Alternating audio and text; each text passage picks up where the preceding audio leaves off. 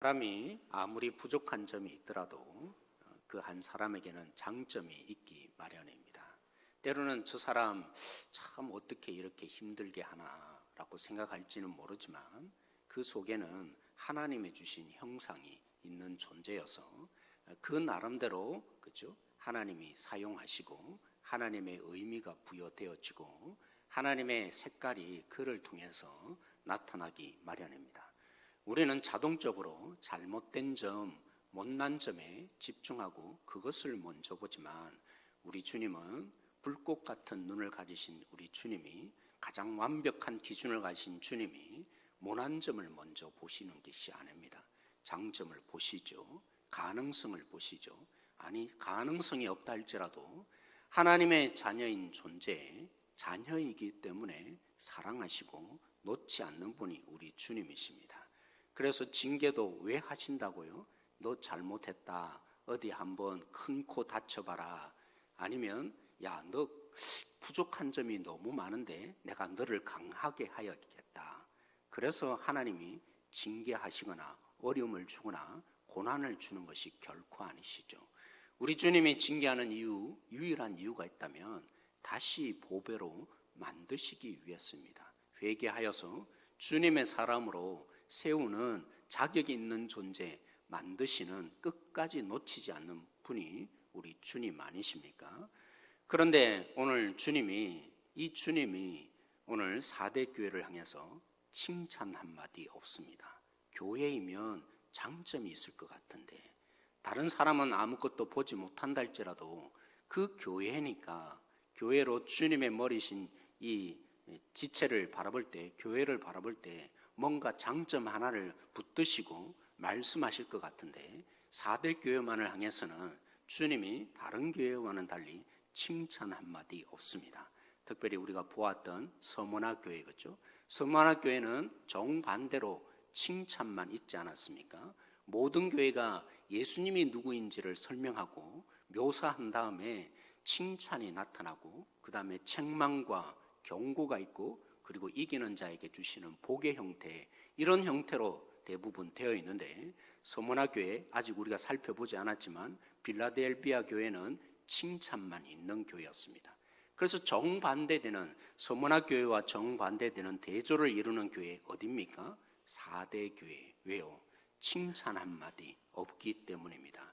그리고 앞에서 계속적으로 나오는 것처럼 예수님이 내가 내 행위를 안다 할 때는 대부분 칭찬하기 위해서 내가 너의 상황을 헤아리고 너가 어떤 어려움 속에서 이렇게 나를 믿었는지 내가 헤아린다, 너 형편을 안다, 이런 의미에서 주님이 칭찬하기 위해서 내 행위를 안다라고 하셨습니다. 그런데 오늘 4대 교회를 향해서 주님이 내 행위를 안다 하시며 칭찬하셔야 할 텐데 무엇을 말씀하십니까? 오직 꾸중을 하십니다.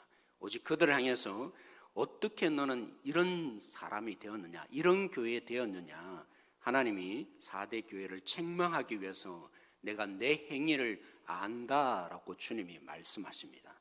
왜 4대 교회를 향해서 이런 상황이 된 것입니까? 우리 주님의 칭찬 하나 없는 그런 교회로 이 4대 교회가 있게 된 것입니까? 우리가 다 살펴본 것처럼 상황이 놓여 있는 것이죠. 4대 지역은 금이 굉장히 많이 발견되었습니다. 금 광맥이 있는, 그래서 한때 4대라고 말하면 부의 상징인 동네였습니다.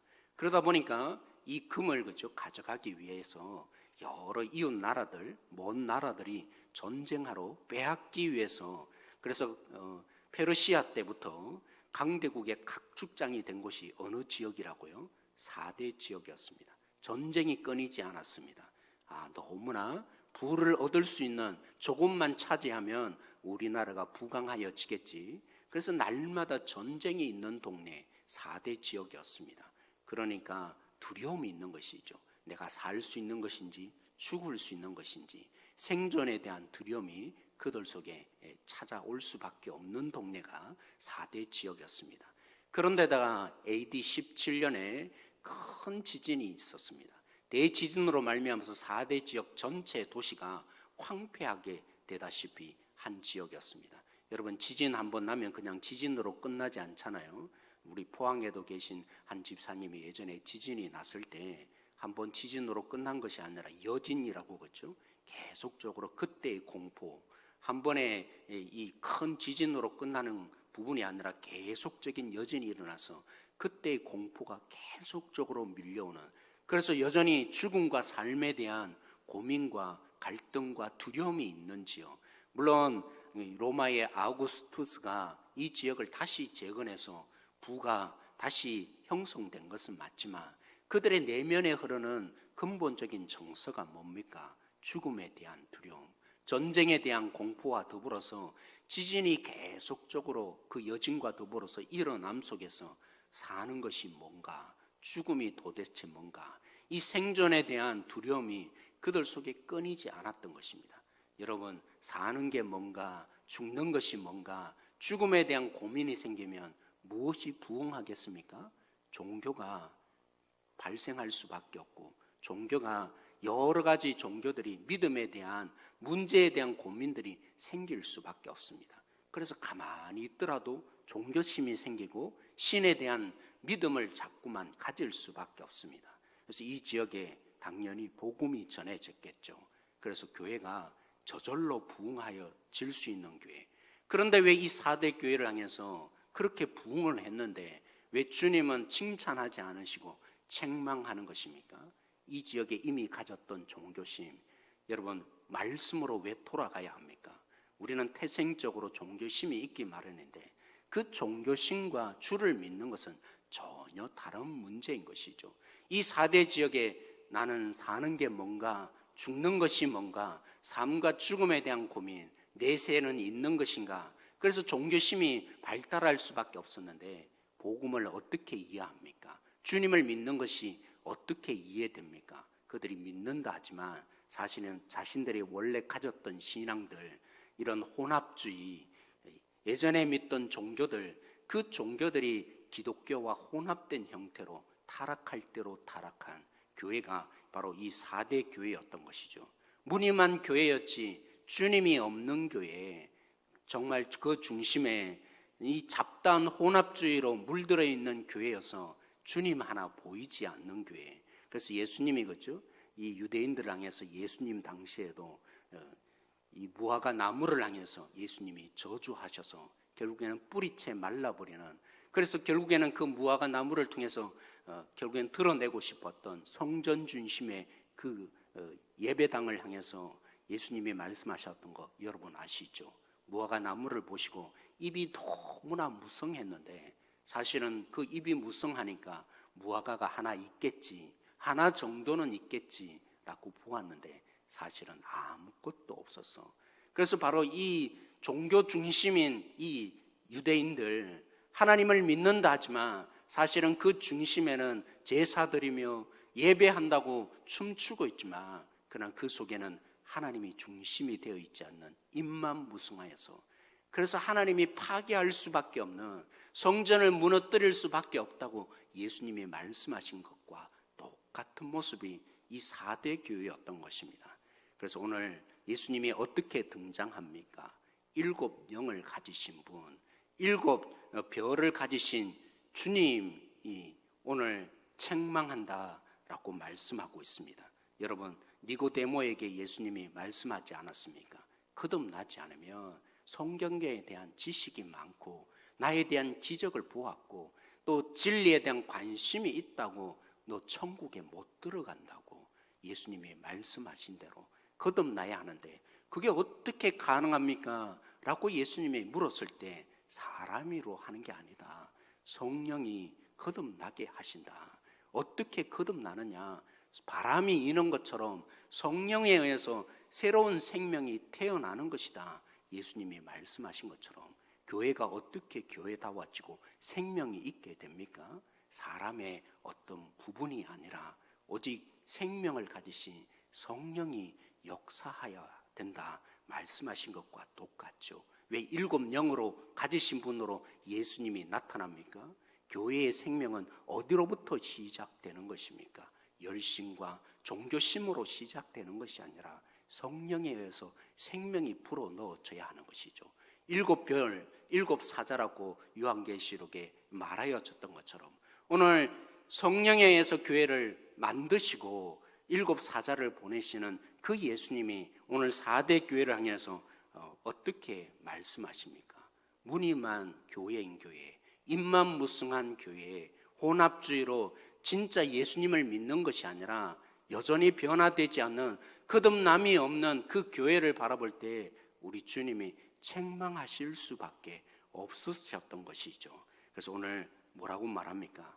이름만 있는 교회라고. 사실은 너희들이 살았다 하는데 죽은 교회가 너희 교회라고. 주님이 없는데, 하나님이 없는데 아무리 부흥한 것처럼 보이고 사람들이 많이 채워진 것처럼 보여지고 영적인 부분이 아무것도 없는 너희들의 교회야말로 죽었다고 우리 주님이 말씀하실 수밖에 없었던 것이죠. 그래서 오늘 충고합니다. 그 교회가 죽어 있기 때문에 하나님이 진노하시는 것이 아니라 놓칠 수 없기에, 그들을 여전히 사랑하시기에, 책망할 것만 가득한 교회임에도 불구하고 가망성이 아무것도 없는 죽음에 처한 이름뿐인 교회라 할지라도 우리 주님이 사랑하셔서 놓치고 싶지 않아서 오늘 어떻게 충고합니까? 2절에 있는 것처럼 오늘 이렇게 말씀하십니다. 겉보기에만 너무 좋은 곳에 취하여서 정말 죽음을 보지 못하는 너희들이여 정신 차려라 라고 우리 주님이 말씀하십니다. 죽은 것을 방치하지 말고 찾아내어 죽지 않도록 죽게 된 것을 굳게 하라, 우리 주님이 충고하십니다. 이게 얼마나 중요했으면 다른 교회와는 달리 표현합니다. 오늘 3절에 보십시오. 어떻게 달리 말씀하십니까? 교회가 처음 세워질 때 너희들이 복음을 들었지 않느냐고, 주님의 말씀을 들었지 않느냐고, 너희들에게 이 말씀을 전하여 주었을 때 들었던 그 말씀 다시 한번 떠올리라 말씀하십니다. 물론 그렇죠. 처음 교회에 올 때 우리가 어떻게 복음을 다 듣고 교회에 옵니까? 때로는 뭔가 내 문제가 있어서 그 문제 고치고 싶어서 외로워서, 그죠? 우리 한국교회 이런 교회 말고 때로는 미국이나 이민교회를 보면 교회로 사람들이 왜 옵니까? 말은 너무나 어눌하고 외롭기는 하고, 그래서 교회에 오면 교제할 수 있을 것 같아서 그래서 교회에 오시는 분들이 있습니다. 때로는 세상에서 고치지 못하는 질병들, 마음의 질병들, 문제들, 그 문제들이 해결되지 않으니까 마지막 방편으로 교회에 오기도 합니다. 근데 4대 교회의 문제는 무엇입니까? 이렇게 여러 가지 진짜 이유, 주님 때문에 주님을 만나서 교회에 온 것이 아니라 여러 가지 이유 때문에 교회에 오기는 했는데, 그런 사람 당연히 와야죠. 그러나 와서 주님을 만나서 이제 목적이 바뀌어야 되는데 여전히 바뀌지 않는, 여전히 자신의 인정받기 위해서 세상에서 인정해주지 않음에 교회에서만이라도 위로받고 인정받고 싶은 그 욕구로 가득 채워진, 주님으로 만족되어지지 않는, 여전히 문제 하나 해결하기 위해서, 건짐을 받기 위해서 몸부림치는, 여전히 주님이 없는 교회, 이 4대 교회가 된 것이죠. 그래서 오늘 어떻게 3절에 달리 표현합니까? 너희가 들었던 말씀이 있지 않느냐고, 그때 들었던 말씀을 다시 상고해보라고, 너희들에게 이 말씀이 왜 들려진 것이라고. 그래, 누구든지 오는 것이 교회여야 하지만 이제 바뀌어야 하지 않느냐고, 목적이 바뀌어야 하는데 아직도 그 목적이 바뀌어지지 않는, 주님을 안에서 심령이 바뀌어지고 거듭나야 되는 너희들인데 아직도 복음이 들려지지 않는 너희들, 처음 사역자들이 와서 복음을 전하는 사람들이 와서 이 복음으로 주님을 믿으라고 한 것처럼 그때 들었던 말씀 다시 생각하며 붙잡으라 주님이 말씀합니다. 그래서 기억하고 지키고 회개하라 촉구하셨던 것입니다. 사랑하는 성도 여러분, 교회는 무엇으로 부흥이 평가됩니까?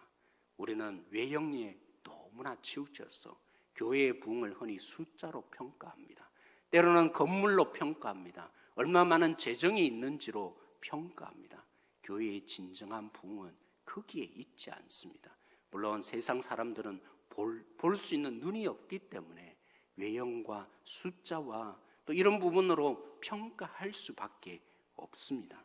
그러나 주님이 중심인 것이 부흥의 시작이요 전부여야 하는 것입니다.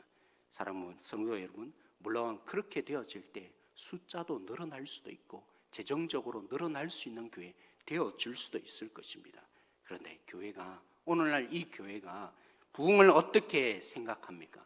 세속주의에 물들어서 물량주의, 또 돈으로 평가하고 성공주의에 물들어서 교회의 부흥을 건물로 종종 우리는 너무나 집중되어 있는 것을 봅니다. 성도의 수로 평가하는 이러한 부분들이 되어지는 부분들이 너무나 많은 것이죠. 그래서 박윤선 목사님이, 주일도 제가 인용한 박윤선 목사님이 70년대, 80년대 이러한 교회의 부흥을 바라보면서 그가 굉장히 걱정을 했습니다. 그의 마지막 메시지 중에 이렇게 말했습니다. 오늘날 보니까 다 교회가 부흥하는데 진짜 부흥으로 망하는 교회 없더라는 것입니다. 전부 다 부흥을 꿈꾸며 교회가 잘 되기를 원하는데 예수님 때문에 망하는 교회 내가 눈을 씻고 봐도 없더라, 걱정을 했던 것이죠. 복음으로, 주님으로 인해서 때로는 망하는 것이 부흥인 줄 모르는 이 한국 땅을 바라보면서, 이 한국 교회를 바라보면서 그가 걱정을 했던 것이죠. 그러다 보니까 목회자들이 어떻게 설교합니까?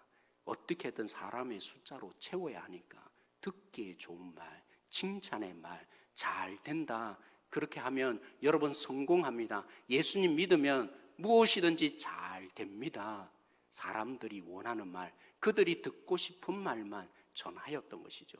여러분 구약의 선지자들 보십시오. 거짓된 선지자들 보십시오. 하나님은 망한다라고 하는데 아니라고, 우리는 하나님의 백성이니까 하나님이 지켜줄 것이라고, 잘 될 것이라고, 평안할 것이라고, 하나님의 뜻과는 상관없는 그들이 듣고 싶은 말, 그래서 칭찬과 격려 속에 그들의 인기를 얻기 위해서 끊임없이 주님과는 상관없는 메시지를 던졌던 그들, 거짓 선지자들이 판을 치는, 결국 그래서 하나님의 이 말씀이 없는, 결국에는 하나님이 침묵할 수밖에 없는 것이 구약의 마지막 시대가 아니었습니까? 오늘 사랑하는 성도 여러분, 목회자에게는 위기가 있습니다. 위험이 있습니다. 사람들이 받아주지 않을 것 같고, 성도들이 받아주지 않을 것 같은, 성도들이 끊임없는 아픔만 줄 것 같은 두려움이 왜 목회자들에게 없겠습니까? 오늘날 우리 한국교회가 어떻게 부흥한 것입니까? 어떻게 사람의 숫자로 채워진 것입니까? 오늘 사랑하는 성도 여러분, 사람이 듣기에 좋은 말, 칭찬의 메시지, 사랑한다고만 그래도 괜찮은 것이라고, 주님은 용서하실 것이라고, 끊임없는 그 속에 사람들만 가득 채워진, 그래서 박윤선 목사님이 이 시대의 부흥을 바라보면서 그가 예언적으로 말한 것이죠. 주님 때문에 망하는 교회 없더라고, 복음 때문에 망하는 교회 없더라고, 전부 다 오직 부흥만을 위해서, 오직 가득 채워지는 숫자로 단체가 만들어지는 이 한국 땅을 바라보면서 그가 마지막 메시지로 남긴 것이 있다면 참으로 걱정된다, 이 한국 교회가 걱정이 된다 말할 수밖에 없었던 것이죠. 사랑하는 성도 여러분, 교회는, 주님의 교회는 어떤 곳입니까? 주님이 중심인 곳이 교회여야 합니다.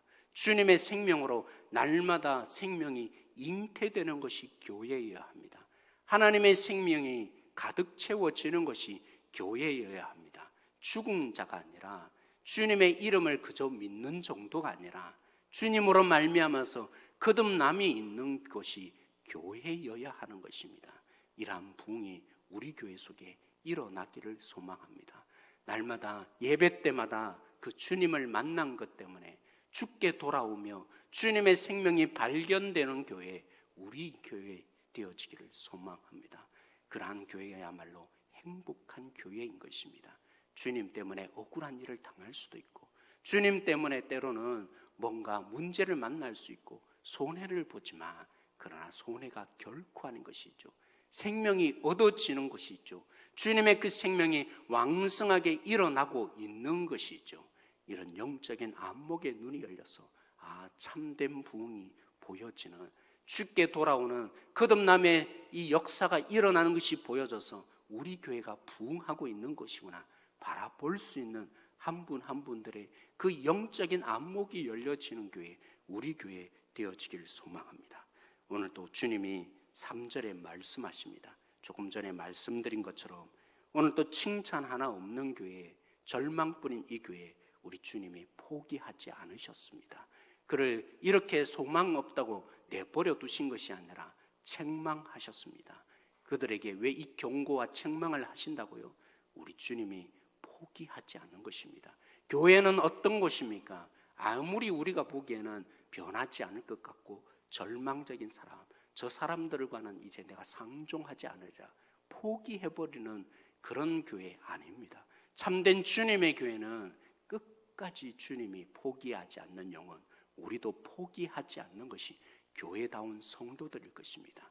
오늘 또 어떤 성도들이, 어떤 교인이 종교 생활을 하고 있습니까? 그런 자들을 향해서 포기하는 것은 주님의 뜻이 아닌 것이죠. 오늘 이 4대 교회를 향해서 주님이 그래도 오늘도 말씀하시고 책망하시며 그들을 주님의 교회로 세우고 싶어 하셨다면 우리 교회야말로, 우리 성도들이야말로 더욱더 주님이 사랑하시며 우리를 붙들고 계신 주님이 아니겠습니까? 그 누구 하나들 포기할 자 어디에 있습니까? 그 누군들 주님이 버리실 자 어디에 있겠습니까? 우리 교회 나가라 이럴 수 없는 주님께서 붙드시는 자 한 영혼 한 영혼에게 저만 없으면 평안할 것 같다. 아니죠. 주님이 그를 붙들고 계시기에 결코 우리가 포기할 수 없는 존재, 끝까지 사랑하며 주님의 사람으로 세워질 때까지 애통해하며 사랑하며 채워지는 자, 우리 모든 성도들이 되어지기를 원합니다. 오늘도 그 영혼이 주님의 영혼인 줄 알고 주님께 맡겨지는 사랑으로 시작되어지는 교회, 우리 교회이기를 원합니다. 오늘 이 절망적인 교회, 4대 교회 속에 그나마 주님이 보시며 칭찬하는 몇몇이 있습니다. 내가 회개하지 않으면 어느 때에 올지 모른다. 도둑같이 와서 너희를 멸망시키겠다 말씀하지만 거기에 제외된 몇몇 사람이 이 4대 교회 속에 있다고 주님이 말씀하십니다. 그들이 누구입니까? 예수 그리스도로 옷 입혀졌다고 말합니다. 여러분, 이 스가랴 선지자가 보았던 것처럼 사단이 그죠, 여호수아라는 성전을 건축해야 될 이 지도자를 향해서 그의 이 더러워진 옷을 보면서 하나님 앞에서 함부로 말을 하며 평가하잖아요. 그때 주님이 새로운 옷으로 입혀주었던 그 장면, 그리고 요한계시록에 나타난 것처럼 누가 흰 옷을 입은 자라고 말합니까? 오직 예수 그리스도의 피로 깨끗하여진 자, 흰 옷을 입은 자라고 말하는 것처럼 완벽한 자 누구 있습니까? 누군들 완벽할 수 있겠습니까? 완벽한 삶 이 땅에 살 수 없습니다. 근데 흰 옷을 입었다는 말이 뭐라고요? 예수 그리스도가 그에게 있어서 예수님으로 인해서 그 예수님의 희생으로 깨끗하여진 자, 예수님이 그 속에 있는 자가 흰 옷을 입은 자라고. 오늘 여기 속에 주님이 없는 교회였지만 몇몇은 그래도 주님을 믿고 주님으로 인해서 하나님 앞에서 깨끗하여진 자, 그들 속에 있다고. 너희들도 내가 있는 자가 되어서 내가 흰옷을 입혀주겠다 말씀합니다. 완벽한 자가 되라는 것이 아니라 오직 예수 그리스도의 그 은혜로 예수님의 피의 희생을 아는 자로서 주님의 흰옷을 입는 자, 우리 교회이기를 소망합니다. 때로는 부족하죠. 때로는 연약하죠. 그렇지만 우리 주님으로 인해서 깨끗하여지는 자, 그러한 성도들이 발견되어지는 이 복이 임하여지는 우리 교회 되어지기를 원합니다.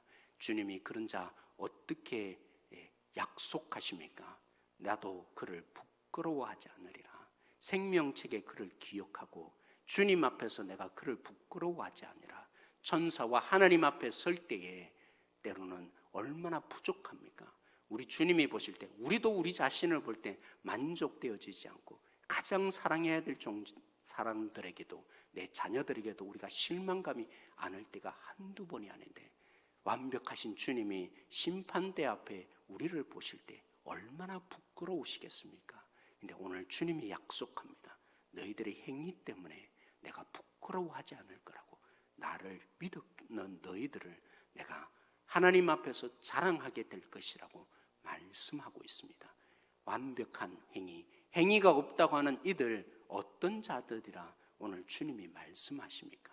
주님이 없기에 그 마음속에 주님이 없는 자에게 오늘 이 4대 교회 임만무성한 교회라고 종교생활만 하는 교회라고 예수님이 책망하셨는데 우리 교회가 주님이 중심인 교회에 한 영혼 한 영혼마다 복음으로 말미암아서 하나님의 생명이 불어넣어지는 존재, 그래서 예수님의 이 옷을 입고 깨끗하여진 존재, 주님이 오늘도 우리를 자랑할 수 있는 존재, 우리가 잘했어가 아니라 예수님이 있어서 하나님 앞에 부끄러워하지 않는다고 그 약속이 우리의 것이 되어지는 우리 교회 되어지기를 오늘도 기도하며 돌아가길 소망합니다.